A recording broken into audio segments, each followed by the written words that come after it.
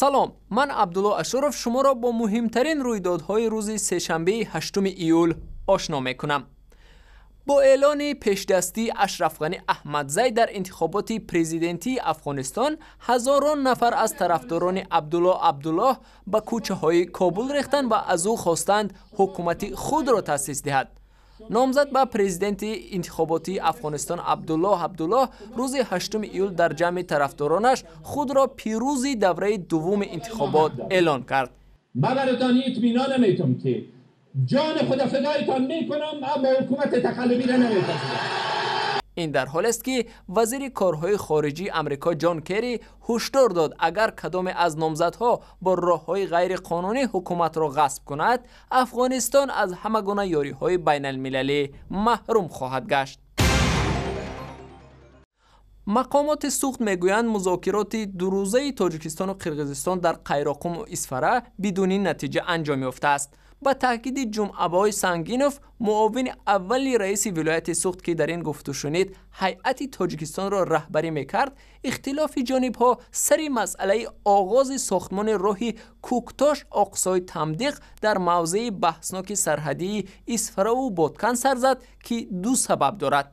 یکم معین کردن خط گزارشی راه کوکتاش آقسای تمدیق در حدود مرز اسفره بادکن و در همین زمینه معین کردن خط گزارشی راه مستقلی اسفره فروغ که امکانیت بیشتری را برای رفت آمد مردم جماعت فروغ معین میکنند برای بررسی کار گرفته است. تاجیکستان با قرقیزستان حدوداً 1000 کیلومتر مرز مشترک دارد که تا حال بیش از 400 کیلومتر آن علامت گذاری نشده است. مأموریت دانشگاه ملی تاجیکستان 137 دانشجو را در سال اخیر خانش از دانشگاه خارج کرده است. عبدالسلام میرالیف، معاون اول رکتور این دانشگاه، روز 8 ایول گفت در میان این 137 نفر 3 دانشجوی نیز بودند که با کوتای پرزیدنتی تحصیل میکردند.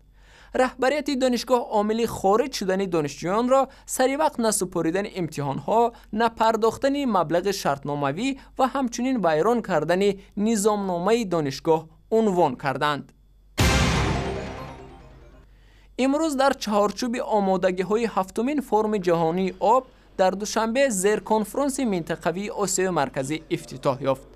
وزیر انرژتیک و ذخیره‌های آب تاجیکستان عثمان علی عثمانوف به حاضرین با پیام مراجعت نمود. در این نشست دو روزه بین المللی تامین آب آشامیدنی به ساکنان منطقه و همچنین استفاده عاقلانه و مشترک ذخیره‌های آب منطقه بررسی می‌شوند. و این حجت اساسی کنفرانس پیشنهاد می‌گردد با تشکیل کنندگان فورم هفتم جهانی آب که در شهر کره برگزار می‌گردد. اخبار از این هم بیشتر با عکس و ویدیوهای دیگر در وبسایت رادیوی آزادی، در صحیفه‌های ما در فیسبوک، توییتر، یوتیوب و هم زمینه مخصوص رادیوی آزادی برای تلفن‌های همراه.